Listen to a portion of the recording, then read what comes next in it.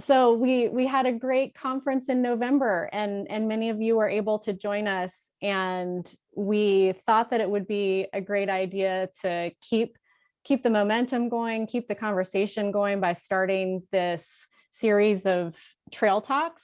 And we had a great response during the conference, and kind of thinking and talking about how our heritage sites and historic assets across West Virginia connect with existing and future trails. And so we picked up on that thread and are really excited to have a great presentation by Jeff Olson and Andy Beers that are with the Empire State Trail and do work in New York State and also in other areas.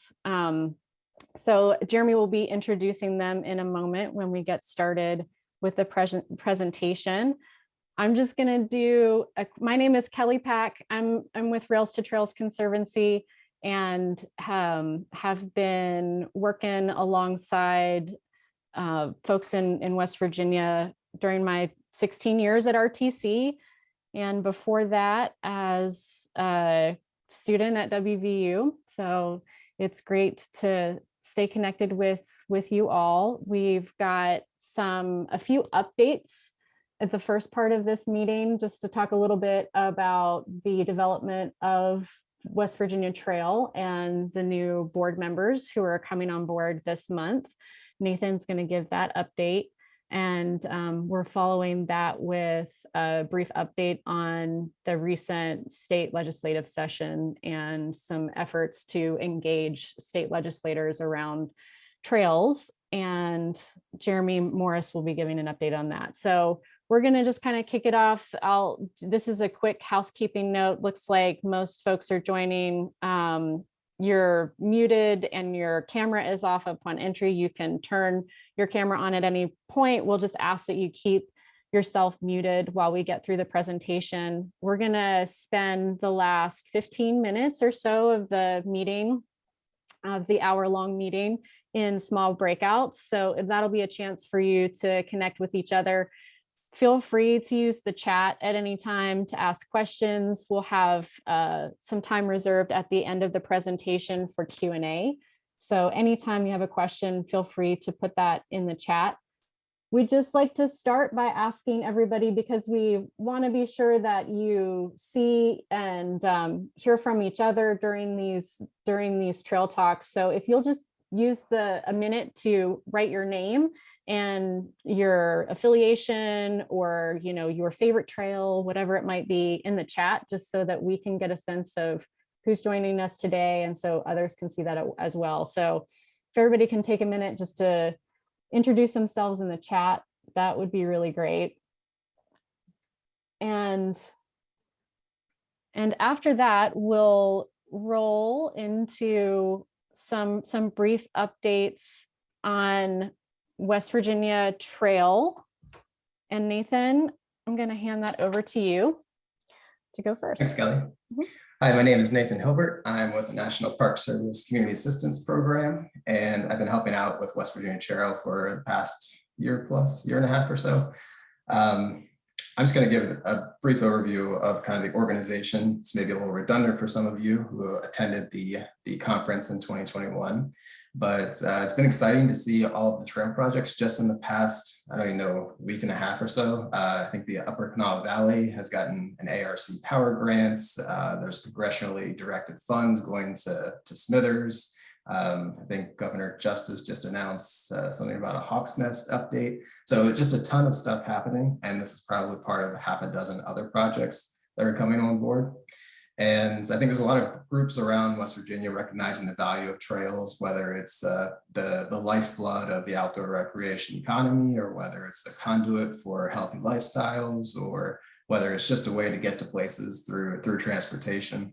And as more of these trail systems come online, and as they build them out more and more, I think we all experience challenges in the state. It's tapping into federal funds, it's securing funds for maintenance, it's addressing private lands liability, effectively communicating our trail successes to community members and elected officials.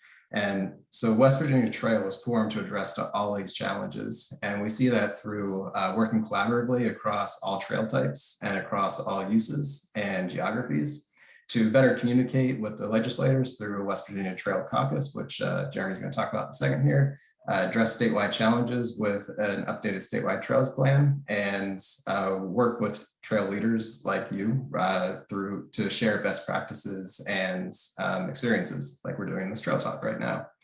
So in the past couple of months, we've been a little quiet from West Virginia Trail, but we've been working to formalize the organization and form a board, which we have successfully done. We're going to meet for the first time next week, which we're super excited about. So that board is going to lay that groundwork of strategy, action, and goals that the organization is really going to be focusing on in the next year.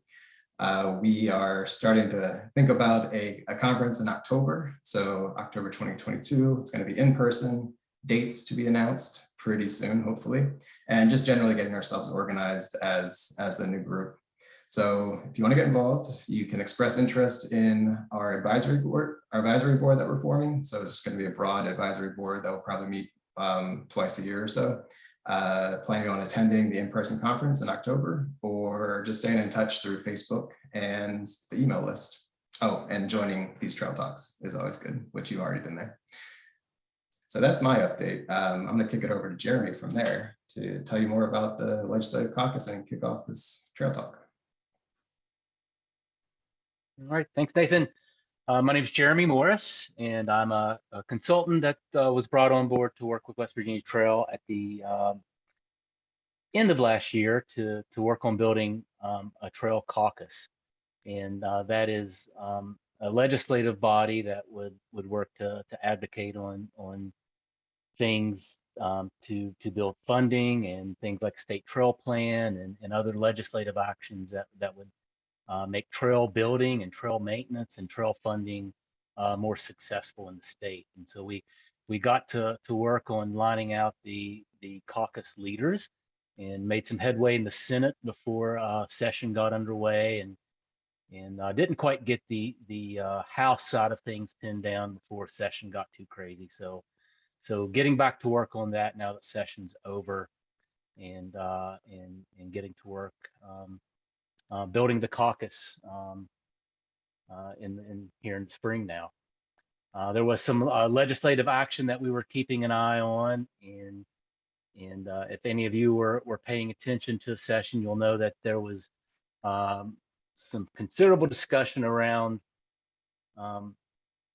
state parks, and HB 4408 was the bill that was in question, started over in the House, and it was related to new construction of recreation facilities in state parks and forests, and was very concerning to a lot of us in public lands, and basically would have allowed what we think could have been just any type of construction in state parks and on public lands. It was a pretty loose language, and could have been anything, basically from amusement parks and casinos and raceways to virtually anything. And fortunately, we had a lot of good friends in the environmental community and trail community that worked really hard and were on the phones and email and down there at the legislature advocating and working with the senators and House of Delegates to change the language and get it in better condition to corral that into a better place. So HB 4408 changed and put some public notices in place and made it a much better bill. There was also an e-bike bill that was being pursued, and we're going to keep track of it. We were concerned about it because it may conflict with some of the federal funding that comes in and helps trails. It did not pass, though it did go through both the House and into the Senate, or through the Senate and into the House for consideration. So we'll be keeping an eye on it. And these are the type of things that just demonstrate why we need a caucus. We need senators and delegates out there advocating for us and working for the things that we care about, and move legislation with the language that we need.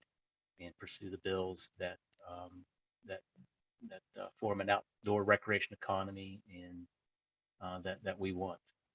So I'll be looking for all of you to help once we get these caucus chairs in place. We need all of your delegates to get behind this caucus and help push the legislation that we see fit next year and in future years.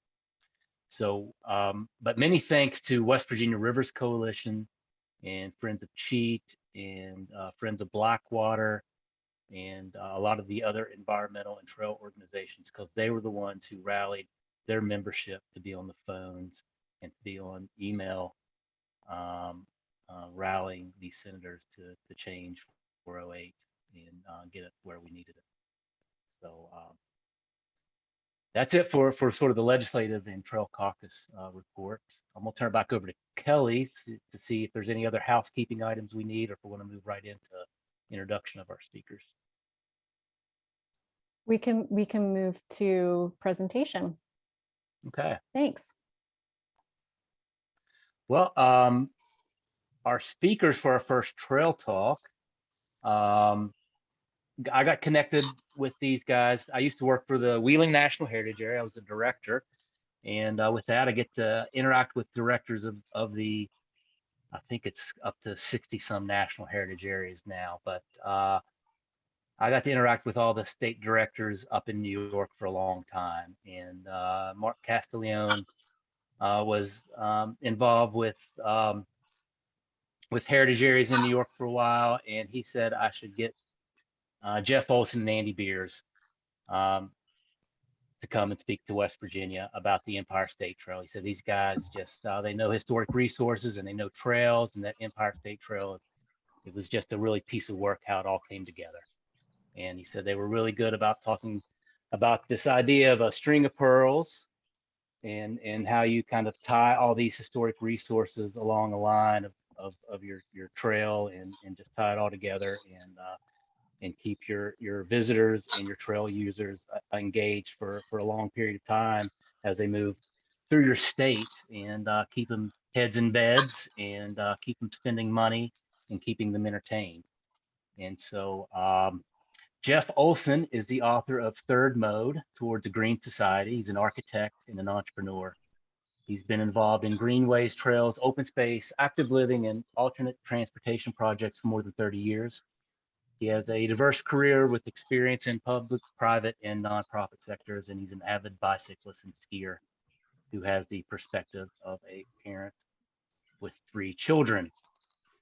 And Andy Beers was director of the Empire State, or is the director of the Empire State Trail. In 2017, he was named director.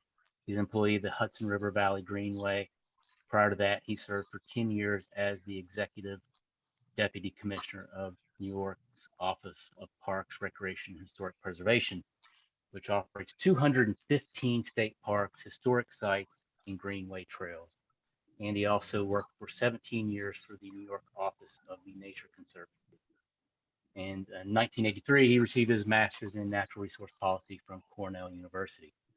So these guys are going to bring us a perspective from a state much larger than ours, with budgets much larger than West Virginia. Probably can imagine, but they're going to talk about scaling things down and scaling things up. And I'm excited for what they're going to enlighten us with this morning, or this afternoon, I should say. So I'm going to turn it over to Jeff and Andy. Thanks so much. And really, this is a great treat to be able to do this. And hello to everyone. I think the only disappointment is we're not in person, but let's hope we can work that out at some point. Kelly's going to pull up some slides that we'll use. She'll be advancing them for me. And I'll ask you just to go straight to the second one, because we'll get started. I want to start almost any presentation with the keys to success, which would maybe be the end of the presentation. These are all things that in various ways have applied to pretty much every project I've ever worked on, from large to small. And I know, in that intro, we talk about the differences between the places we live in, but Andy and I both live in upstate New York. The region I live in has a lot of places that are a lot like the regions that you live in. It's not all New York City and Manhattan skyscrapers, trust me, And so I think there is a lot in common, and these common things apply to, just to so many different kinds of projects. We could talk about really any one of these items on this list building strong partnerships, reaching across different communities, designing to the best practices we can create. Make sure we understand the context of the places we're in and the people who are there. That branding and identity matters so much in creating great trail systems. The one that's probably my favorite in the Empire State Trail is a great example of is that resources find good projects.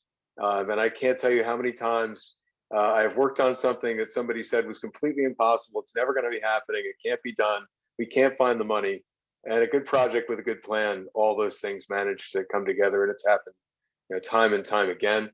Quote, my good friend Bob Stearns, co-author of the book Greenways, don't take no for an answer. And Bob would say, if you've asked 6 times and they said no, then it's just you haven't asked the 7th time yet. So just keep after that vision that you've got, and you're going to make it happen. And the last one, and Andy is probably really great example of this. The projects we're going to talk about now that we're going to talk about are the work of so many people, and there is no credit. It doesn't matter, but what we do together, and it takes a lot of people to make these things happen. So it's great. The Empire State Trail, Andy made it happen.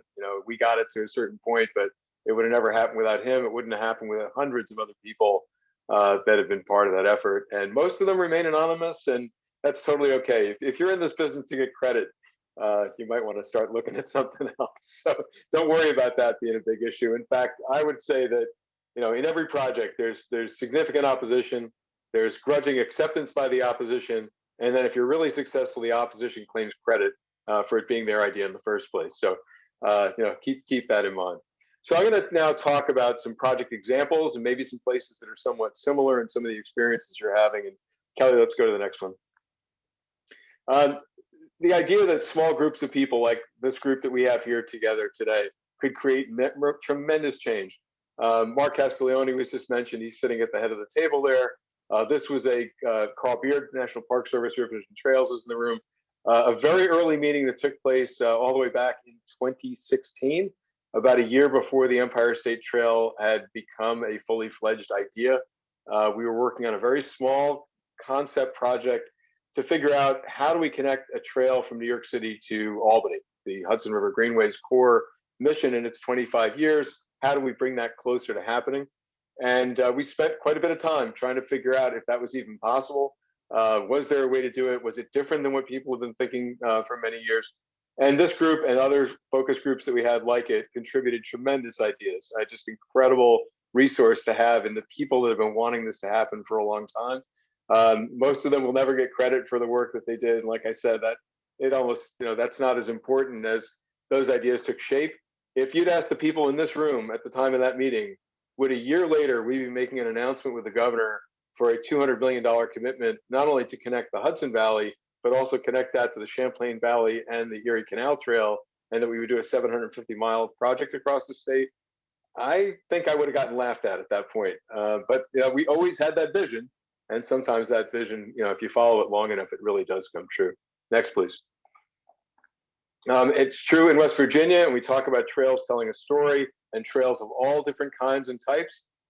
This is the Hatfield-McCoy Trail, an instantly recognizable brand and name.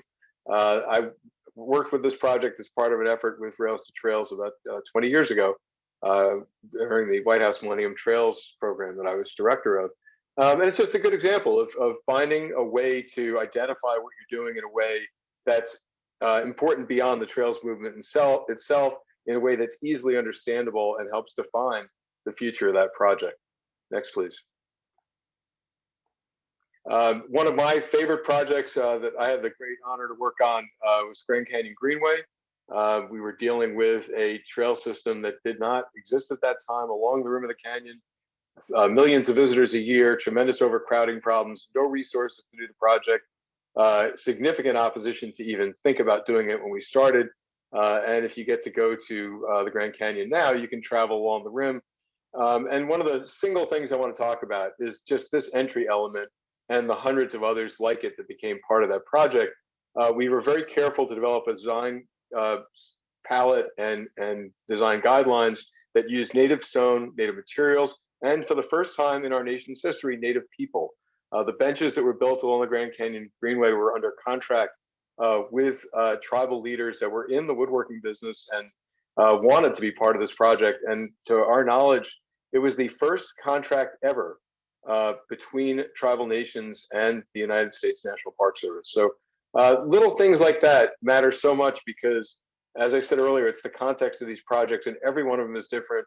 Everyone has something unique, and those are the things that make it great. And you're going to see a lot of that in what Andy talks about in a few minutes. Next, please. To connect this with the region that you're in, and I think this is a project most people have a very hard time even believing is true, but there's an organization called Sustrans in the UK that I've been fortunate to be connected to since they were founded in the 1990s. Their original mission was to get underemployed people to work on projects building infrastructure. And they just started figuring out how to get money to design very narrow roads and teaching people to build things out of asphalt and concrete that happen to be about 12 feet wide and just happen to use a lot of abandoned railroads and things like that. And developed a 10,000-mile national trail system in the UK that is really an extraordinary system. I helped them a few years ago. They just had an appropriation of 2.5 billion British pounds for active transportation in the UK. And those projects are being rapidly implemented during the COVID pandemic. So you just never know, where these dreams might take you. And this project in particular, they started working with artists, many of whom were just starting their careers. If you get a chance, look up Andy Goldsworthy, who did this particular sculpture. This is called the Lambden Worm. He was commissioned to remove a coal slag pile. And I told you this would connect to West Virginia. This was a mountain of coal from a former strip mine. And instead of removing it, he made it into a landscape form that's about a mile long. This part of it's about a half mile in the center of it that is big enough to ride a bicycle or walk on top of. And it's this serpentine path that is a defining element of the regional landscape. And every one of those regional sculptures, they did one every 5th mile along the national system. They also had artists design every bench, every drinking fountain, every kiosk were all custom made on site using local materials, local artists, and local labor to get them done. So this was one of Andy Goldsworthy's largest projects. You can see one of his masterworks here at the Storm King Art Center in New York State. And it's just that kind of vision about what trails can be. And again, what in our context today, what's that going to mean in West Virginia? Next. These are fun. I hope you really do enjoy, just looking at some of these. I'll come closer to home. This is upstate New York where I live, and this is a project we're building here in Saratoga Springs, New York, my hometown. And simple things where we knew we didn't have a lot of money, but there had been a horse art competition where these art horses all over town. What if we brought that into the trails? What if we just simply used the trail as a way to tell a timeline that we could do with pavement markings and let people know what our local history is, which goes back to the turning point of the American Revolution. Things that didn't really necessarily cost a lot of money, but added a significant amount of value in that project. And that project, like so many others, is still struggling to find money and still having bake sales to try and get us through to the next level. But really, really good effort. And just integrating those things brings in a lot of other partners. Next, please. This is another of my favorites. I mentioned the Millennium Trails program. This was a project that we funded. It is part of the 3,000-mile long East Coast Greenway. The head of the Baltimore and Annapolis Trail at the time, the head of their friends group, happened to be a NASA scientist and the man who designed the camera that took the pictures for Apollo 11 on the moon. And as he said, he and 400 people made a camera. Well, it wasn't just him, but he had this idea that there were so many people who worked in the space industry in that part of Maryland that the trail itself could tell the story of aerospace and the exploration of space, and got funding to build a scale model of the solar system over 14 miles long. And the disk that you see there is actually the relative size of Earth. You don't get to the sun for several miles, and when you get to it, it's a huge sculpture that you can, 20 people can walk through. And it just helped change the idea of this is not just a matter of going from place to place, but the place itself became important and helped to tell that story. And again, that's 14 miles out of a 3,000-mile long project that is still continuing to move forward. Next. This is one of my favorites. When people talk and ask about absolutely impossible projects, and we were asked by the Walton family in Northwest Arkansas to help them figure out how to create a trail system in their 2-county region. And in our very first meeting with them, we started looking at, you're always looking at maps and coming up with ideas.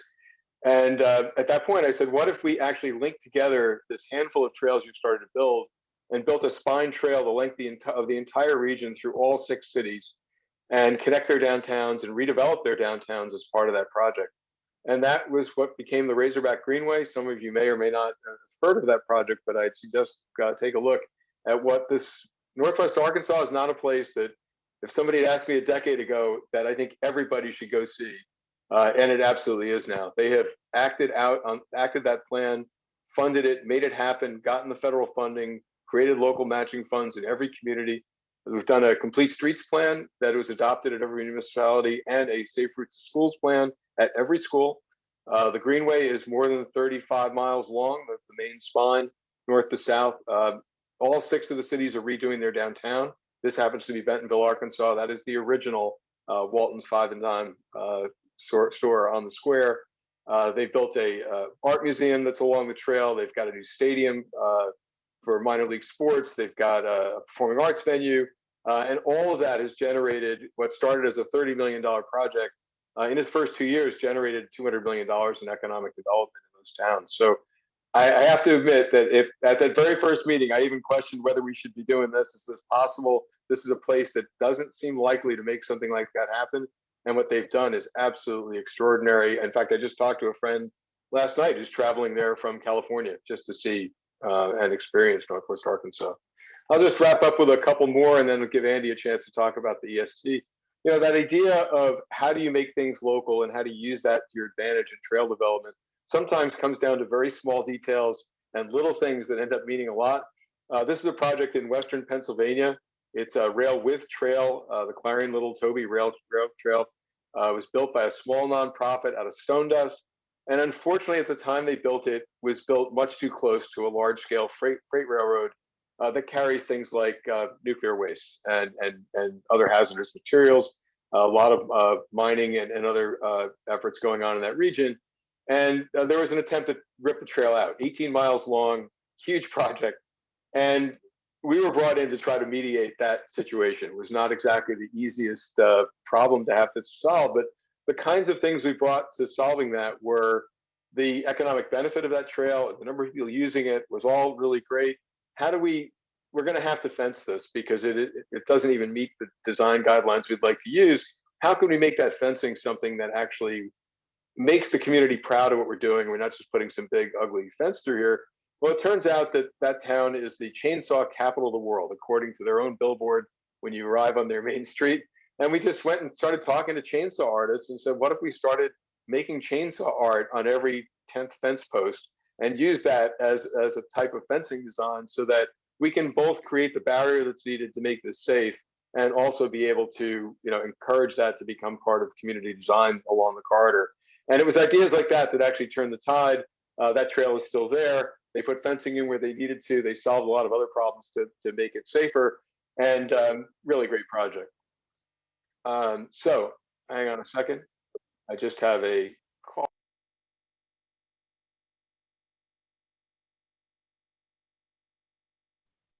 That may have knocked Jeff off of the line.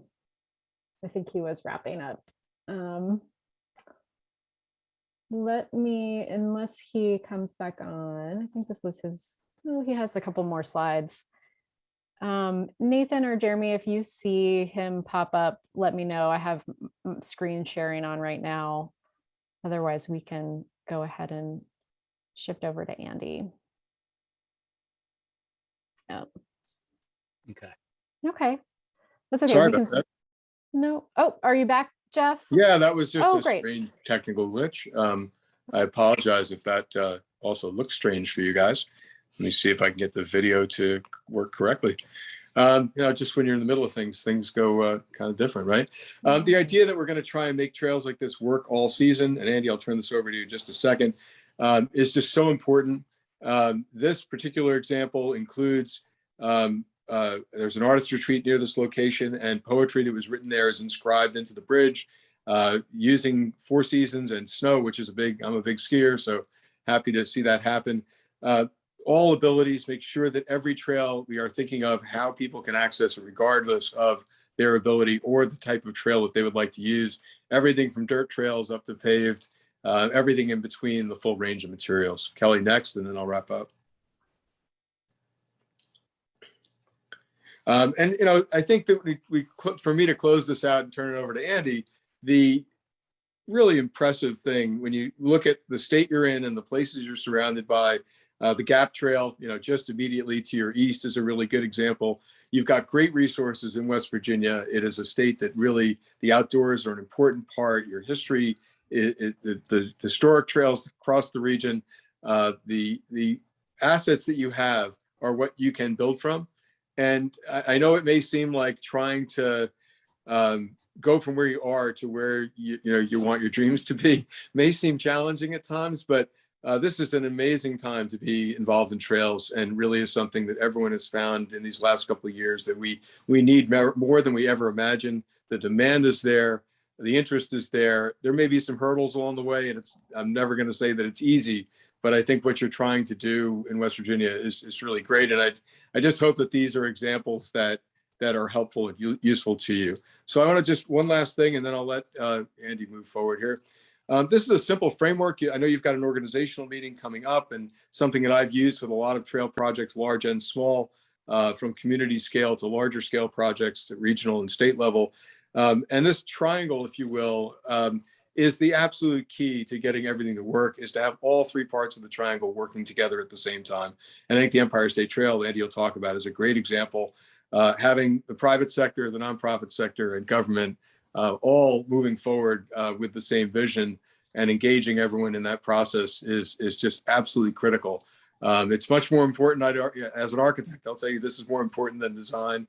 I really do believe that having the organizational structure in place that lets the creative things happen is really an incredible key to success. So with that said, there's a couple of website access items here and some links. Start thinking about who those other partners are. And I know you're already doing that. And I'll come back for Q&A at the end. And Andy, this is yours.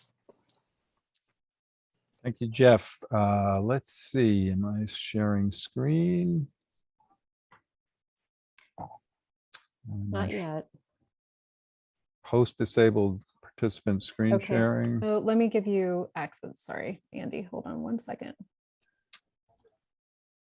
Okay, you should have ability to share your screen now. Here we Okay. go. All right. Good afternoon, everybody.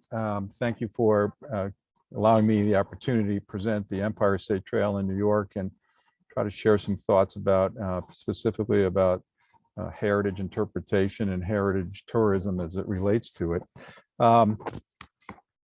So jumping right in, my presentation will just hit the high points. We, of course, like everybody, we have a detailed website. The website is primarily designed to provide information to the public who's coming to visit the Empire State Trail with online maps and resources, but there is a documents and resources section on it and on the homepage. And we have a number of background reports which you can access there, including a final report we issued last year, which gives much more detail about the individual projects.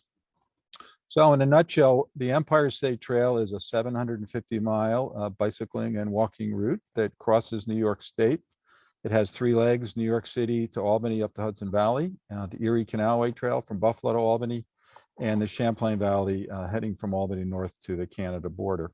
The sections in green on this map are rail trails, canalway trails, or other shared use paths that are 10 feet wide, improved trails, welcoming bicyclists, pedestrians, runners, walkers, hikers of all ages and abilities.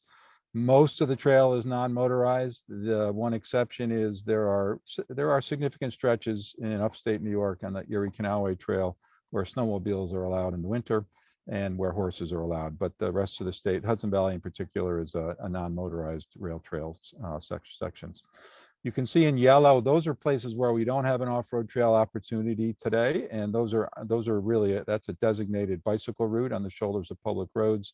Most of the Champlain Valley is in fact a bicycle route, but from New York City to Albany to Buffalo, up and across the state. Of that 550 miles, 85% is shared use path.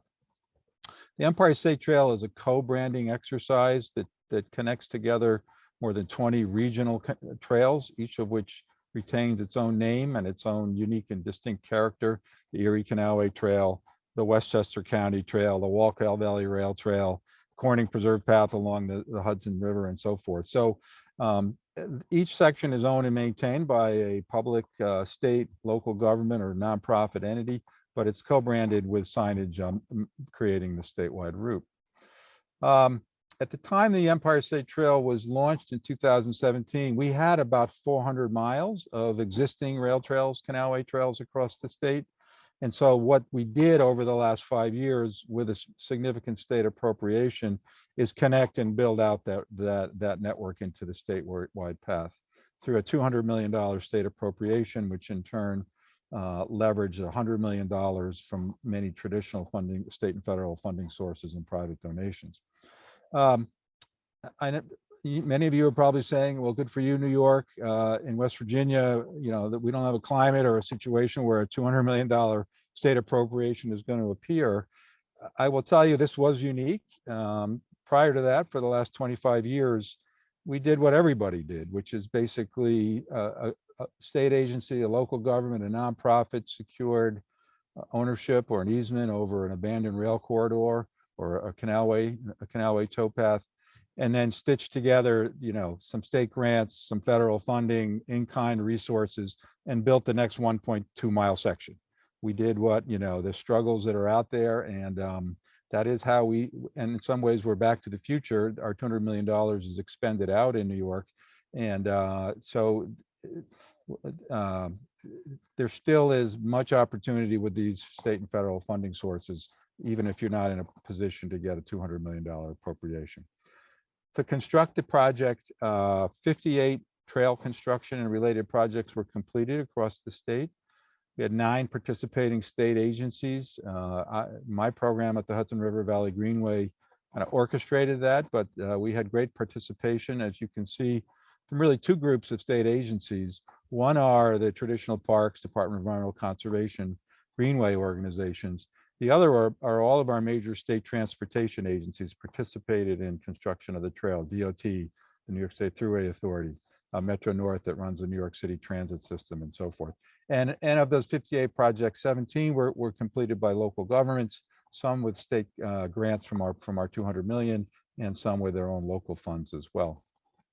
In total, we constructed 180 miles of new trails to build out the statewide network. They ranged in quite differently in length. And then for the on-road sections, our New York State Department of Transportation, we provided them Empire State Trail funding as well as some of their own monies to widen shoulders, improve crosswalks, improve traffic signals, and other kinds of work to make the on-road sections more comfortable and inviting for bicyclists. And we marked the entire 750-mile route with our Empire State Trail logo. The project was completed in December 2020, meeting our 5-year timeline. Just to flash through a couple of the projects that were built in the Hudson Valley. My organization, Hudson Greenway, built a 36-mile new rail trail linking the cities of Albany and Hudson and Rensselaer and Columbia counties. Metro North Railroad, one of our mass transit agencies, owns an inactive rail line in Dutchess and Putnam counties in the Hudson Valley. And we provided them funding to create this new 23-mile segment called the Maybrook Trailway. One of our big partners is the New York State Canal Corporation, which still operates. There is an active Erie Canal, Champlain Canal system with modern locks for motorized boats that connects New York State. But they constructed a number of trails like this segment here, where previous to this along the Mohawk River, this new trail segment, trail users had to go out ride on the shoulders of 55-mile-per-hour road, for example. And in addition, they did a number of projects both on the active Champlain Canal, which is pictured on the left.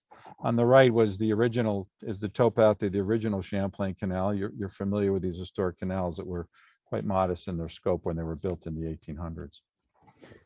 our DOT DOT in particular, where we had places where there was not a rail trail or canalway trail opportunity, they jumped in and designed and constructed projects along state road right-of-ways. This is just one example where they created a new 2-mile section of a guide rail protected shared use path where previous to that there was a gap between 2 existing rail trail sections. Our local government partners primarily worked in urban areas, using their own funds, as well as some state grants that predated the Empire State Trail. Here's just two 1-mile trail segments built in the city of Kingston on the Hudson Valley. And then one of our major successes, Erie Boulevard, is in Syracuse, New York. So named because it was the original Erie Canal route starting in 1820. In 1910, the Erie Canal got relocated north to a larger facility. The Erie Canal got filled in and made into a 6-lane road, Erie Boulevard, pretty unappealing place. And using Empire State Trail funding, our Department of Transportation road dieted Erie Boulevard from 6 lanes to 4 lanes and widened the existing median and was able to build a pedestrian bicycle path down the 3.5-mile path down the center of what was originally the Erie Canal 2 centuries ago. You can't build rail trails without dealing with railroads, trails of any kind. And this was one of many projects. Onondaga County in the Syracuse area used their own funds and federal funds they had received to install a major new rail bridge over CSX's main east-west line in New York. Completed pictures are here. And again, you all know that dealing with railroads is a significant challenge. They don't seem to answer to anyone, right? Certainly at the state level. We were able to very effectively engage senior leadership at New York State DOT to kind of facilitate conversations with our local government partners and our natural resource partners to get these railroads participation and approval for projects on their right-of-ways. To welcome new visitors, we also built a series of 50 gateways and trailheads that had kind of a common look and theme across the 750 miles to help unify this set of 20 regional trails, each of which has its own name and its own marketing and branding and signage schemes. On the left is a gateway we built at Buffalo Harbor State Park on Lake Erie in Western New York. And if you jump on the trail there and just keep turning your pedals for 550 miles, you arrive on the right at the tip of southern Manhattan, where the trail passes by the World Trade Center site, the new Freedom Tower, and then ends at Battery Park, looking out to the Statue of Liberty in New York City Harbor. These were relatively expensive installations. We couldn't afford to do all of them that fancy. And so particularly on the bottom right and right-hand side, for many of our other trailheads, they were more modest in scope, but we did just include some interpretive signage and other materials to, again, give that statewide branding approach. I want to speak specifically to heritage interpretation as part of this project, covering 4 points listed here. Kind of a fun shot on the right. The Sam Patch is a tourist boat that operates during tourism season on the Erie Canal in Western New York.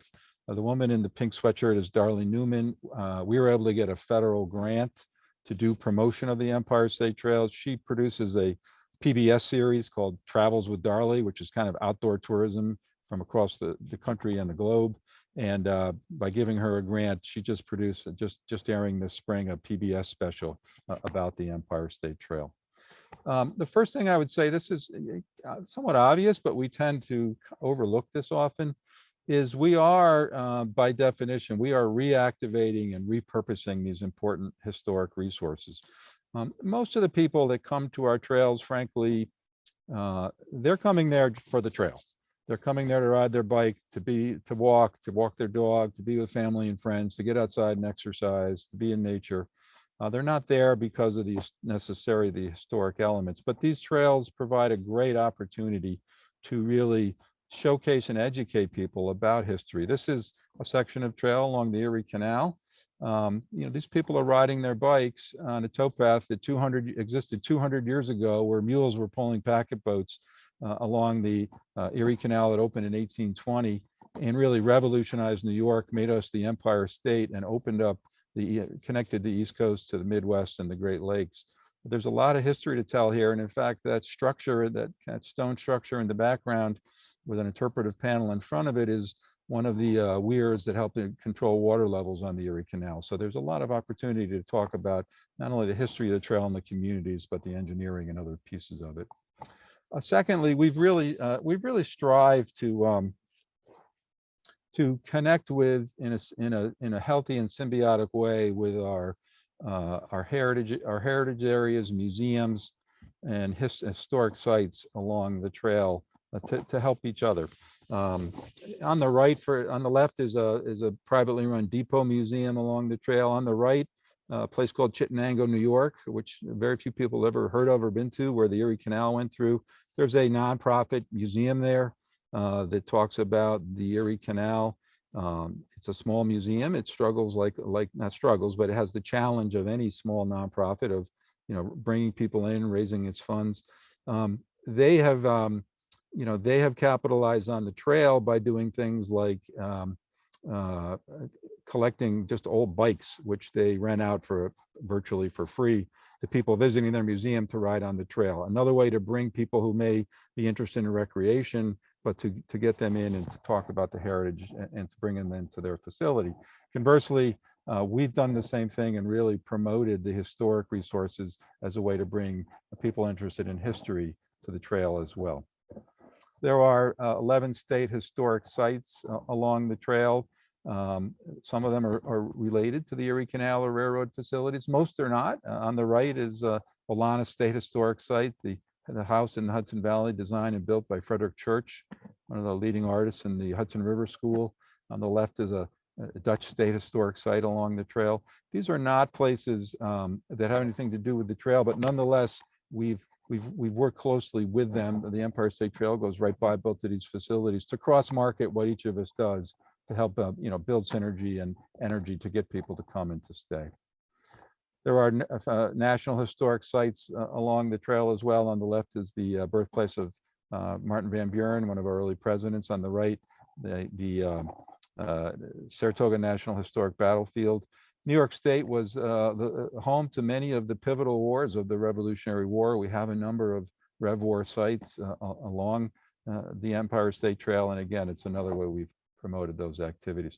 I will say the other thing about is, no, I'll keep going. The third thing we've done is really try to invest in historic interpretation to tell the stories of these trails by creating interpretive, nothing new. We all know how to do this, but by spending the money and the effort to, do first-class interpretive panels, to digitize that information, to make it available online, to create poster-sized panels that we have as traveling exhibits. Sometimes the historic preservation is, seen as kind of an extra thing that falls out of the budget at the end, but I think making those investments is well worth it. Here's a panel. On the right is a original depot building. On the panel itself, you can see that same building in 1915 when the trolley ran next to it. It's just where we place the panel, it dawns on you, you're standing in the very same place that photograph was taken from in 1915. The fourth thing we've done is really try to partner with our tourism promotion agencies, I Live New York, and our county tourism promotion agencies to market and brand and bring new people to the trail and to help that synergy of energy for new funding for new trail construction. The Empire State Trail, none of the $200 million was available for marketing or promotion. It was capital funding. State Parks, our partner, does not have, they do a great job of free media, but they do not have a funded promotion program. I Love New York does in New York State. And so we've attached ourselves like a barnacle to them. And they've produced a series of very well done digital ads and other materials, packages, printed materials, and distributed them to their networks to help to promote the trail. We of course have a website, and we've continued to tinker with that. It's been around for a year and a half. To really, its primary focus again is to encourage people to come and visit the trail and provide the information they need to do so. Earlier I had a slide of the Chittenango Erie Canal, a boat museum. You know, here on the website, for example, we've identified all the important attractions near the trail, and you know, up pops up that very same location for people that are on the Empire State Trail website with a link to their website to learn more about that place as well. We started out thinking our maps and our digital, our advertising would all be digital and online. And, you know, the number one comment we get on the Empire State Trail website is, where do I get a printed map? It's still a world where people want maps. And so we did, in fact, this year, or last fall, after the opening of the trail, we secured a federal grant to create a nicely done map brochure. And people have been ordering those at the pace of about 500 a week on the Empire State Trail website. 3/4 of those orders are coming from out of state or out of country residents. You know, a map at this scale is not a navigational tool, it's a promotional and planning tool, but it's clearly meeting a need out there for people that want to plan trips to come to New York and enjoy the trail. On the right, one of our nonprofit partners, Parks and Trails New York, had many years ago and recently issued the 5th edition of a cycling guidebook for people, 150-page guidebook, much more detail about cycling the Erie Canal Trail section from Buffalo to Albany. We gave them a grant to develop, and we're working with them to develop a companion guidebook that's the north-south part of the trail, New York City to Albany to Buffalo, 400 miles. And that guidebook, which is available for purchase for a modest fee on their website, will be available in May. I want to just close. I'm going to close now because we've run up our time. I mean, when we get in the Q&A, I can talk a little bit more about, you know, how it is, what convinced the legislature and the governor of New York to commit $200 million. What were the factors that went into that? But I'm going to, in the interest of time, stop here and turn it back to Kelly and Nathan for Q&A and the rest of your program. Thank you. Thanks, Andy and Jeff. And thanks everyone for sticking around. We had some good comments in the chat. And I just left a quick note that we'll extend the meeting past 1 o'clock so that we can do small breakouts. So if you all want to stick around for those, we'll have some time for Q&A right now, and I'll hand it over to Nathan for that. Or sorry, to Jeremy. Yeah. Okay. Sorry. Yeah, that was a change in plans there. Sorry. So hopefully everybody can hear me. Somebody said I was trailing off earlier, so I changed microphones. But the one question, the first question we had was about interpretive signage. And people mentioned that when the corridor narrows in particular, that's interpretive signage can sometimes be on private property or can point to things that are on private property. And how do you deal with keeping people respectful to that issue and dealing with pieces of history that are on private property, but also, you know, educating people about the history and dealing with those kind of issues. Oh, you're on mute, Andy. Yeah, that's a really good question. I mean, that example I showed of the original depot building where we put an interpretive panel with a picture of a trolley in front of it in 1915. That is in fact privately owned by a wealthy individual who bought it and restored it with his own money. It is part of, he's very involved in the local historical society there, so he is a history buff, but it's private. Basically, you know, there's still, when you do these projects, even at a statewide scale, you still have to do the local legwork and the local engagement. You know, we sat there, first meeting with him on his property, and then he opened it up to do a public meeting for other residents in the community. And we showed him the panel and we got his approval to put it there. And while you couldn't see it in the slide that I showed, you know, we fabricated several signs that are, you know, basically say, you know, respect private property, stay on trail. And we put up where needed just a simple wooden, you know, small wooden fence to reiterate that property boundary. So there, you know, that question I think is part of a much larger issue, which is there still is no shortage of need to build that local constituency and to be a face on the ground. And that trail project, the 36-mile one, Albany Hudson Electric Trail, we did 35. I personally attended 35 public meetings and town halls and libraries and high schools, and answering the same questions and the same concerns and the same arguments and opposition you're all familiar with, primarily from adjacent landowners. And that really did build, it kept our local officials on board. And it was one of the few silver linings, I guess, of the pandemic, is once that hit, there were no more public meetings, but nonetheless, we did more than 100 meetings standing with adjacent property owners on the trail and talking about their concerns and answering their questions. So that there still is, you need to put in the shoe leather and have the resources to do that, or you will to secure and maintain that local support. All right, thanks. We had another question about the unified, consistent look of the interpretive signs in the community and some of the other, road crossings and things. So can you talk about that whole process? Because, it's a long trail and as you showed Yep. the slides, everything was very consistent.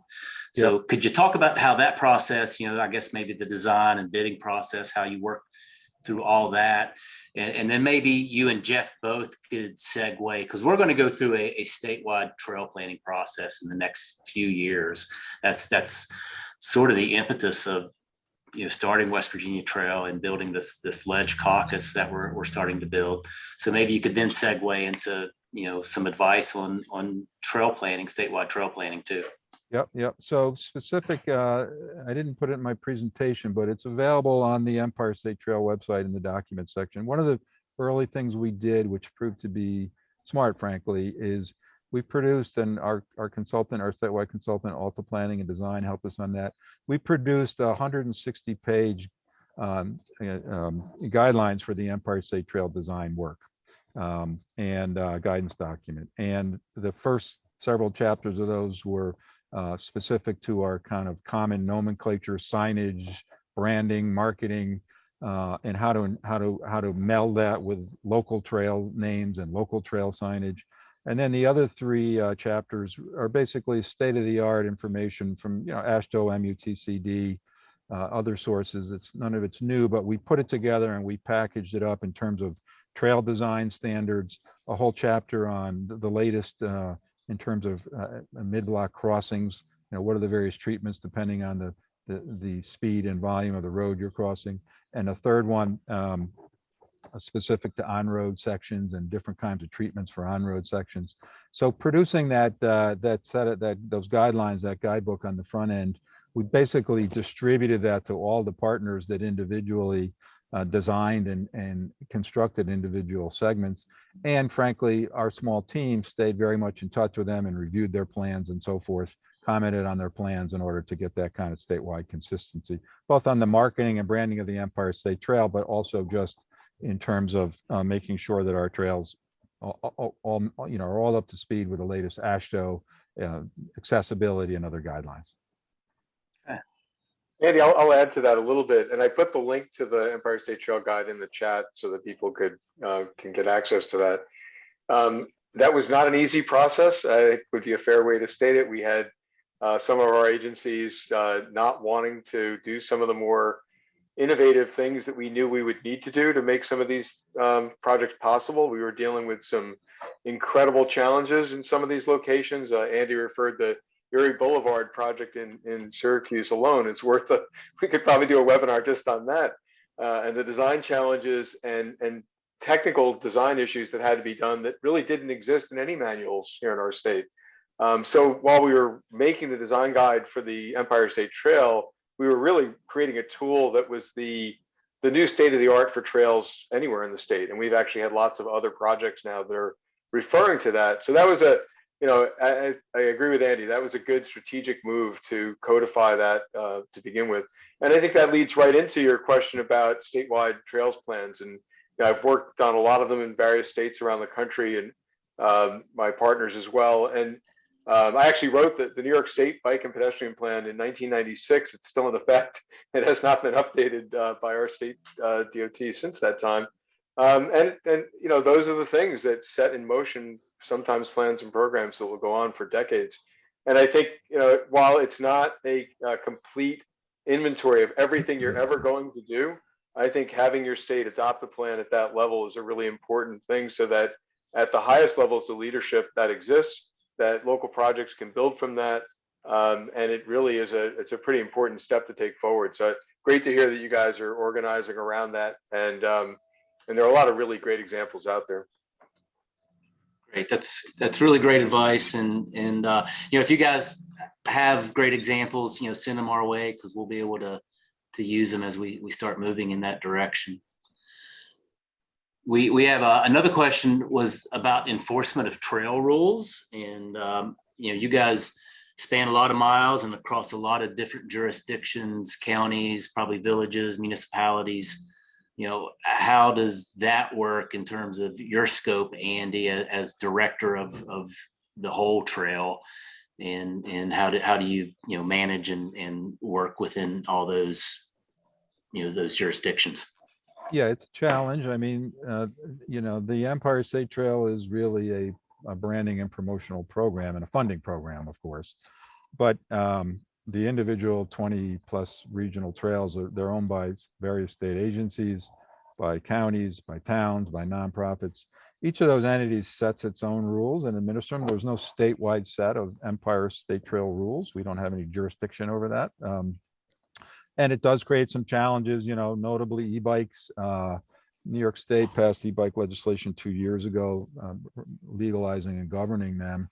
But it basically, it places on the entity that owns and administers any off-road trail to set its own rules about whether class 1, class 2 bikes, either both are allowed or not.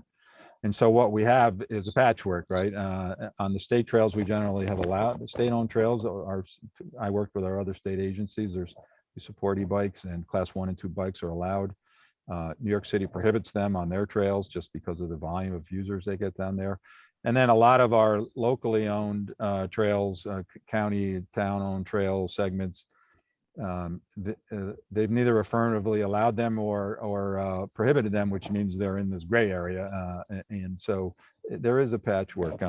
So we do a little bit of work like on e-bikes, working with some of our statewide bicycling partners, advocacy organizations, to try to do outreach and get a more consistent approach. But at the end of the day, it is a little bit of a hodgepodge, and that's an ongoing challenge, frankly. Okay. Hey, Yeah, I imagine Jeremy? it. Oh. Yeah. Uh-huh. Oh, I was just going to pipe up and say we could go to breakouts for the next 10 minutes. I know folks are staying after, if we wanted to do that and continue the conversation in those small groups, if everyone has a few more minutes. And just for everyone's benefit, I know Kelly, you sent a chat about this. The copies of the presentation will be emailed to everyone. That has contact info for both of us, and just let us know if we can help in any way. Thank you. Thanks, Jeff and Andy. This is just so valuable to us all. And we are also going to put you both in small groups. So some of you will have the opportunity maybe to talk with Andy and Jeff a little bit more.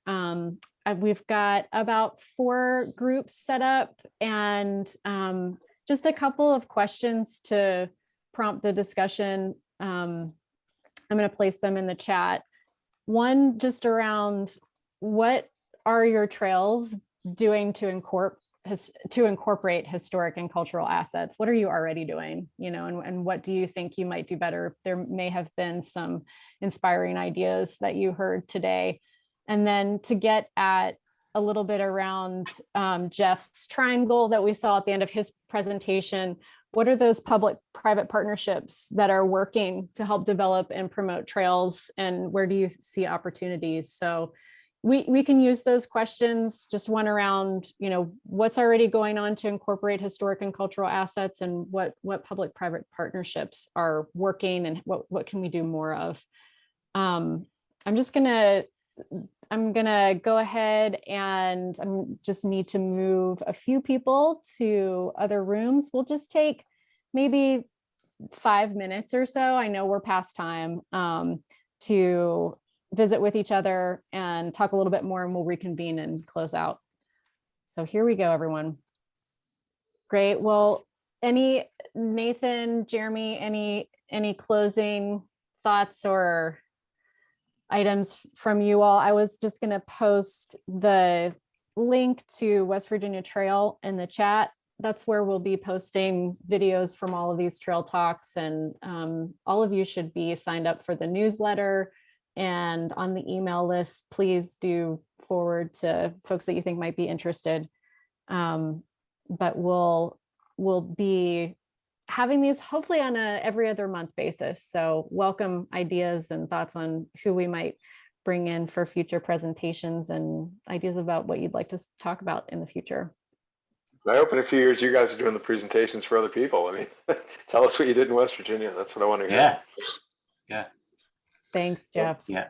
I just want to thank Jeff and Andy for their time putting this together, and thank everyone that showed up for attending. We're really excited about the direction of West Virginia Trail. Yep. Thanks, everybody. We hope you have a great rest of the week and good weekend. We'll be seeing you on the trail, hopefully here in our spring season. So All right. have a great weekend. Bye. Thank you. Thanks, everyone.